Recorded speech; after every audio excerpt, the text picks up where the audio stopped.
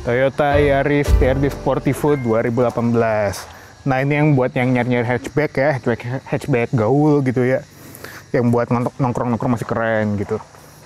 Jadi kalau dari depan banyak ya, udah banyak yang di jalan ya.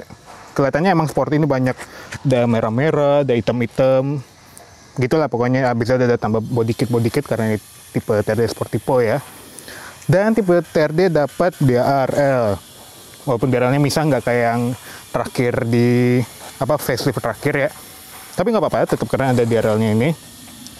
Terus ini ya orang makanya suka lihat Yaris Joker ya, karena bilang Yaris Joker karena ini nih kayak senyuman Joker yang nyamping gitu di samping, memanjang sampai sana tuh.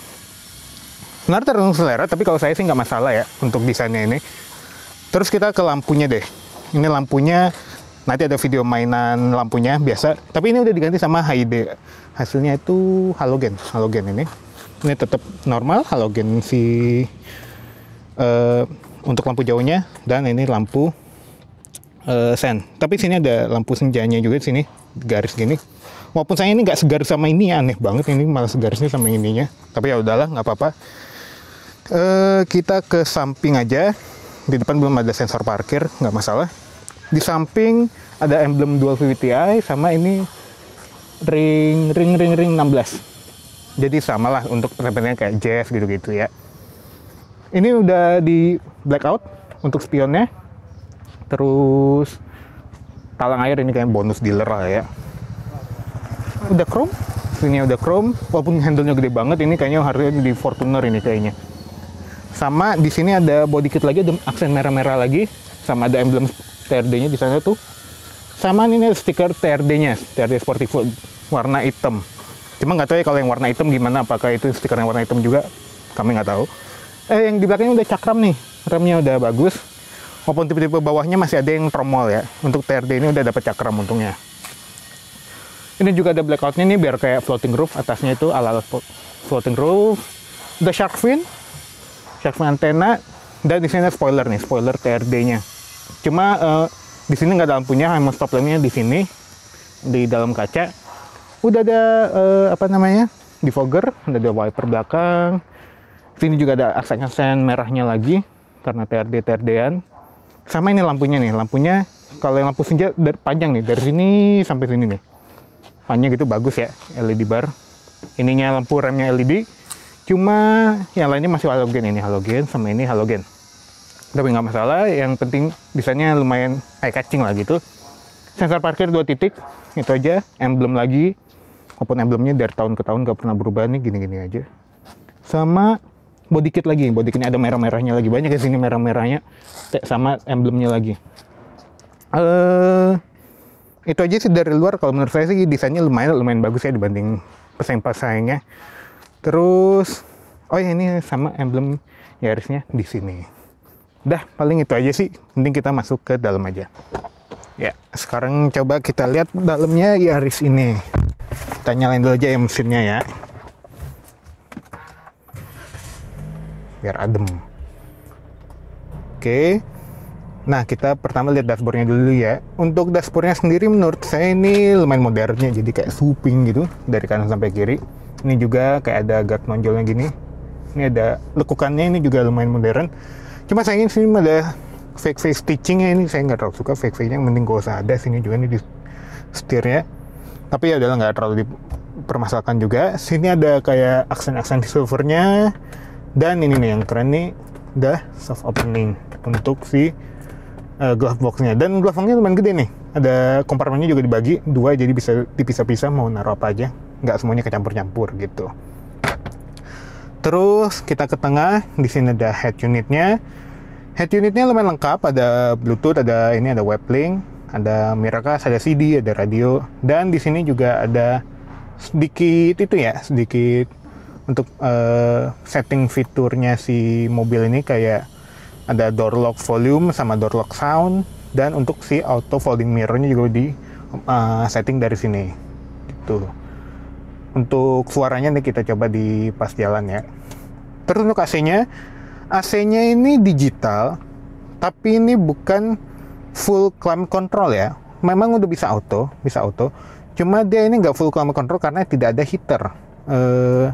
Jadi kalau paling atas itu 28, mentok di 28. Kalau misalnya ada heater, pasti ada bisa 30 lah, bisa 30 lebih gitu. Ini jadi nggak itu, tapi dia ada itu kok, ada pengarah ke kaki. Walaupun nggak ada ke defogger depan ya. Tapi itu better than nothing lah. Untuk defogger belakang juga dikontrolnya dari sini, AC-nya bisa dimatiin. Oke lah, lumayan lengkap gitu dibanding Jazz. Nggak ada Jazz, sebelumnya udah ada yang versi terakhir udah ada heater ya, jadi ini lumayan kalah lah. Terus di bawah sini ada cup holder yang kalau dipakai ini ya muat, sangat besar. Ada 2, sama di sini kalau nyala ada ambient light-nya di sini kecil, jadi agak lumayan menyinari di bawah situ. Di sini ada untuk transmisinya sini, cuma sayangnya di sini black panel gitu. Jadi lumayan kegores-gores, ini juga lumayan banyak ini gores-goresnya dan susah juga dihilangin ya. Terus di sini ada kompartemen kecil, nggak tahu buat HP kali ya, jadi bisa ditaruh gini. Dan di sini ada 12 volt colokannya di sini. Sama di sini ada storage yang dia agak dalam dan agak ke belakang juga, cuma dia nggak lebar gitu. Jadi agak aneh juga yang bisa dimasukin ke sini tuh apa gitu. Tapi seenggaknya di sini udah dilapisin. Kenapa ini nggak mau masuk? Bentar. 2 hours later. Nah, tapi seenggaknya itu dilapisin kulit. Tapi ini joknya belum kulit ya, ini dibungkus. Aslinya fabric. Tapi fabriknya lumayan kok, nggak jelek-jelek banget. Terus kita ke atas di sini masih manual untuk day night view-nya. Sini ada lampu baca kiri dan kanan, dan di sini ada sun visor kiri dan kanan yang sudah ada vanity mirror, walaupun belum ada lampu. Sini juga bagus nih, ada ininya, hand gripnya di keempat posisi ya, kiri kanan depan belakang. Terus kita ke daerah driver. Driver speedonya bagus, udah Optitron, dan di sini ada MID-nya. MID lumayan banyak infonya, untuk ada sampai drive information, ada digital speedo, ada simplified view-nya ini buat ini. Terus untuk yang iko-ikoan ada ranking, ada konsumsi, ada saving, macam-macam. Terus untuk settingsnya ya settings biasa mirip-mirip Innova. Mungkin kalau yang kalian nonton shorts kami ada yang in-depth tentang untuk fitur-fitur si Innova. Jadi ya kurang lebih mirip-mirip. Terus switch-switchnya ini rasanya mirip-mirip Innova. Cuma di sini udah ada intermittent untuk si wiper depan dan lampunya sudah auto. Jadi ini lumayan mewah ya. Terus di kanan ada engine start stop karena itu udah keyless. Sama di sini ada untuk tombol eco mode, sport mode, VSC karena itu ada VSC, dan ada headlight adjuster. Oh iya, sama ini ada pedal shift nih. Ya, di tipe TRD ini. Sama ini udah dibungkus kulit, bagusnya itu. Di kanan ini plastik aja, cuma di sini ada untuk di armrestnya ada kulit, ada stitching merah juga. Sama di sini ada untuk lipat spion dan untuk kaca-kacanya yang auto baru sisi driver ya. Di kanan juga ada kompartemen nih. Untuk kompartemennya ada cup holder satu sama ada door pocket aja. Oh ya, di sini juga ada ini nih, storage kecil di bawah tombol-tombol yang tadi. Sayangnya ini nggak ada footrest ya di kirinya ini, jadi nggak terlalu enak untuk nyetir matic gini kalau nggak ada footrest. Oke. Oh ya, untuk posisi pengemudi ini ada height-nya, ada head adjuster, ada ya bisa recline dan maju mundur tentunya. Sini juga bisa naik turun nih ininya, seat belt-nya. Dan untuk setirnya dia itu tilt tapi belum teleskopik. Tapi untuk posisinya udah cukup enak kok. Oh ya, sama ini yang bagus nih, airbag-nya 7. Jadi ada 2 curtain, 2 pilar, sama 2 ini, dan 2 di depan sama 1 di lutut pengemudi. Terus itu yang paling banyak di kelasnya ya, 7 airbag. Selain itu paling banyak, paling 6. Kita pindah ke belakang aja sekarang karena di depan kayaknya udah habis.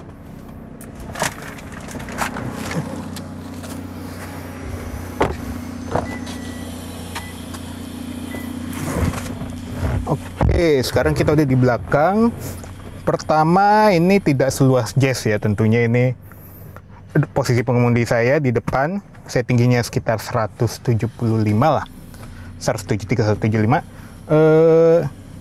Headroom ya masih ada space, cuma nggak gede. Legroomnya lumayan sebenarnya, legroomnya lumayan, cuma space untuk kaki di bawahnya itu nggak enak, jadi kayak kakinya kayak nyiku ke dalam gitu, jadi nggak bisa benar-benar luas gitu. Cuma mungkin untuk perjalanan jauh ini not bad lah, sangat not bad. Seat belt semuanya 3 titik, yang tengah juga ini ada seat beltnya ngegantung dari sini. Headrest juga lengkap, 3 headrest, dan ini bisa di split 60-40. Terus di sini nggak ada charger, sayangnya nggak ada charger apa-apa. Cup holder juga ada sih satu, dan ada storage kecil, door pocketnya. Dan ini lagi hand gripnya. Lampu kabin cuma satu nih di sini, sayangnya di belakang nggak ada lagi. Paling itu aja sih. Oh ya, untuk speaker dia ada 6 ya, ada 2 tweeter, ada habis itu 4 speaker di pintu masing-masing. Sama ini juga semuanya hitam nih, bener-bener hitam dari atas sampai bawah gitu ya. Jadi benar-benar kerasa untuk si nuansa sportinya ini. Oh ya, sama satu lagi airbagnya, jadi dia nyambung sampai ini ya, curtain ya, tentulah curtain airbag dia dari depan sampai belakang gitu. Sekarang mending kita lanjut ke bagasinya aja, karena tadi saya lupa.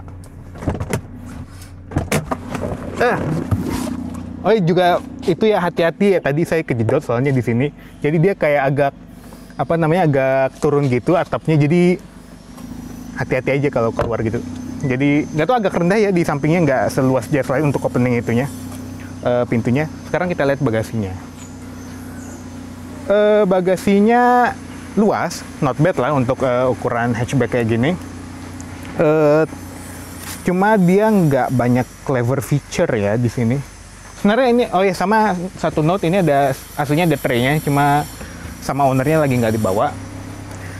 Sini ada hook, ada 4 biji, dan masing-masing bisa bawa 2 kilo. Jadi kalau kalian belanja buah-buahan 8 kilo bisa dibagi 4 gitu aja. Sama untuk lipatan bagasinya nggak tahu dari mana, kayaknya dari dalam.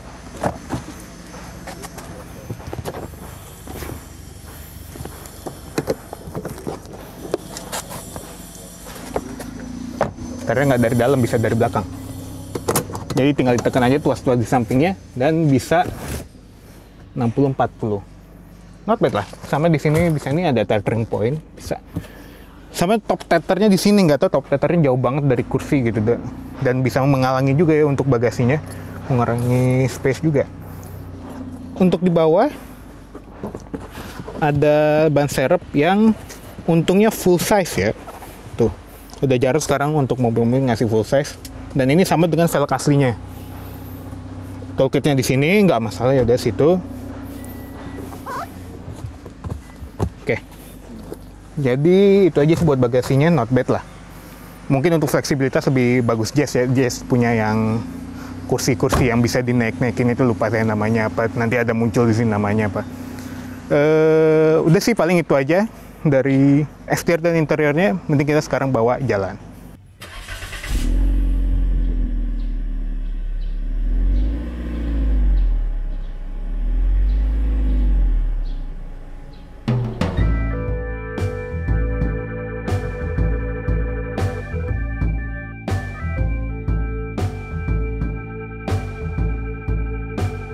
Oke, sekarang kita coba bawa Yaris Joker ini.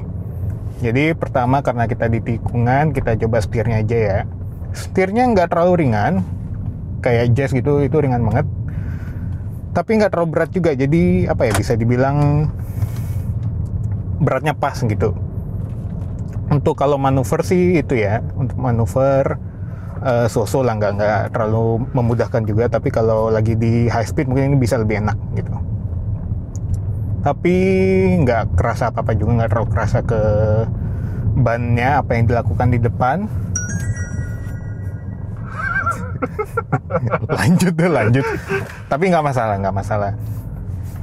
Untuk posisi pengemudi ya seperti tadi ya cukup ergonomis, cuma memang setirnya kalau bisa dimajuin lagi lebih bagus lah gitu.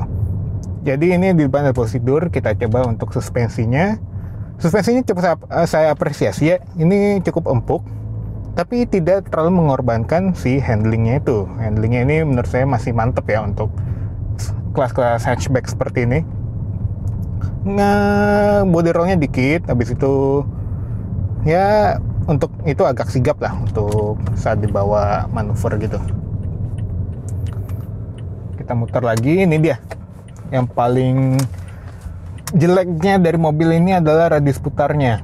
Radius putarnya 5,7 meter, itu sama persis dengan si Kijang Innova Reborn. Jadi habis itu untuk pembanding nanti ada listnya di sini, listnya mobil-mobil lain yang sama atau bahkan lebih kecil dari mobil ini, dan bahkan ada mobil yang lebih besar yang radius putarnya lebih kecil dari mobil ini. Jadi untuk manuver di perkotaan emang dia agak susah, dia perlu banyak muter-muter pastinya. Cuma ya untungnya facelift udah berkurang 0,6 meter. Terus untuk berkendaranya banyak, di sini ada banyak mainannya. Sini ada eco mode sama sport mode. Ini lebih ke ini respon gasnya aja sih. Jadi kerasa nih kalau ditekan-tekan pas di injakan yang sama dia bisa lebih cepat, bisa lebih kenceng gitu-gitu aja. Tapi lumayan kalau ada untuk di jalan tol, kalau butuh respon lebih cepat bisa ke sport mode. Terus juga ini ada bagusnya, ada ESC-nya ini, jadi tidak perlu takut kalau misalnya kehilangan kestabilan di jalan tol, walaupun harus berhati-hati juga di jalan tol. Ada itu juga leveling buat lampu depan. Kalau misalnya merasa terlalu atas bisa diatur-atur levelingnya. Kayaknya kalau di kelasnya cuma ini deh yang punya untuk si levelingnya ini, sama untuk si mode-modenya ini. Jadi ya fiturnya lumayan lah ini, lumayan lengkap ya. Terus kita coba untuk audionya ya. Oh ya, untuk side note, ini audionya sudah diganti, sudah di enhance, dan untuk si peredamannya juga udah ditambahkan.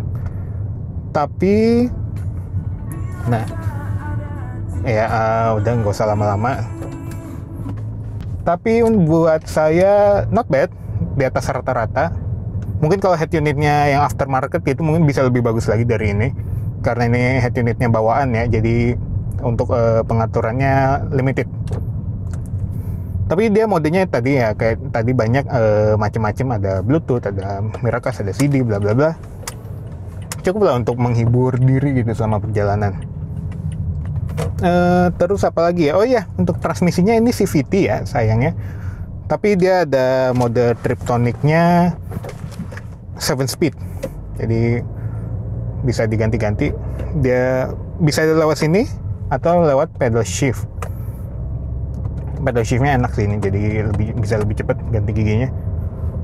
Untuk mesinnya sendiri dia nggak terlalu powerful ya, biasa aja 107 PS, torsinya 140 Nm, bukan yang terbesar juga yang di kelasnya, masih ada Jazz. Oh ya, untuk bandingnya saya bandingin sama Jazz ya, soalnya di sepantarannya cuma ada Jazz, City Hatchback belum ada tentunya. Tapi untuk yang saya rasakan ya, ini tenaganya not bad. Walaupun mungkin karena transmisinya CVT juga responnya agak lambat. Tapi kalau agak di putaran menengah ke atas dia udah lumayan lah. Dan di sini ada speedo digitalnya juga, jadi bisa lihat persis berapa kecepatannya sekarang gitu. Tapi yang paling penting di sini kalau mau beli mobil ini sih, yang paling penting itu emang safety-nya ya. Jadi dia lengkap, 7 airbag, terbanyak di kelasnya bahkan. Kecuali Mazda 2, walaupun Mazda 2 nggak saya anggap sekelasnya juga sih, itu udah tire-nya agak lebih tinggi. Dan dia ada ESC tentunya. Walaupun City Hatchback udah ada ya sekarang, tapi kan Jazz belum ada yang dapat ESC. Oh ya, untuk visibilitas bisa dibilang not bad untuk ke depan sama ke samping. cukup bagus lah. Cuma kalau ke belakang pilar C-nya itu agak mengganggu ya, dia soalnya agak tebel. Sama ini juga nih sebenarnya agak tebel juga, cuma nggak terlalu masalah lah untuk karena mobilnya juga kecil gitu ya. Oh ya, sama tidak ada kamera parkir, cuma ada bantuan si sensor parkirnya aja. Oke, untuk mainan jempolnya ini banyak ya. Jadi untuk yang kiri buat si audio, sini ada Bluetooth teleponnya juga buat ke Bluetooth. Sama di sini ada buat si MID-nya ini. MID-nya juga tadi seperti yang dibilang di awal, banyak banget itunya. Untuk page-page-nya yang bisa di itu, dan settingnya juga luas. Terus yang apalagi yang icon-iconnya ini banyak ya di sini. Saving, lapar, ranking sampai ranking gitu. Dan menurut saya ini lebih lengkap dari punyanya Innova sama Fortuner. Nah, ini kameramannya punya Innova nih. Ya, lebih lengkap kan? Jauh, tuh dia. Jauh lebih lengkap daripada bahkan kelas di atasnya gitu. Jadi ya ini untuk mobil kecil ini untuk fiturnya lumayan lengkap lah gitu. Bagaimana kesimpulan saya untuk si Yaris TRD Sportivo tahun 2018 ini? Menurut saya untuk dari desain luarnya cukup ganteng, cukup sporty, dan untuk karena saya lumayan peduli tentang safety ya, ini benar-benar lengkap safety-nya. 7 airbag, ESC itu kan maksudnya udah penting lah gitu sekarang. Jadi dan untuk si kabinnya juga lumayan luas, tidak sempit-sempit banget kayak Mazda 2 gitu. Jadi menurut saya ini untuk overall, kalau kalian mau nyari secondnya harganya memang bertahan, tapi menurut saya agak worth it sih untuk dipilih. Untuk bagi saya sendiri, saya mending ini daripada Jazz yang sepantaran, yang bisa dilihat reviewnya di sebelah kiri atas. Jadi untuk kalian yang nyari hatchback, pilih nih. Menurut saya ini salah satu yang terbaik di kelasnya sih. Kayaknya itu cukup menjelaskan ya untuk kesimpulan ini. Jadi sementara itu aja dari saya. Jangan lupa follow sosial media kami yang ada di deskripsi di bawah. Ada IG, ada TikTok, dan kami juga ada beberapa shorts, mungkin bisa ditonton habis ini. Dan sekian dari saya, sampai jumpa di video berikutnya. Dadah.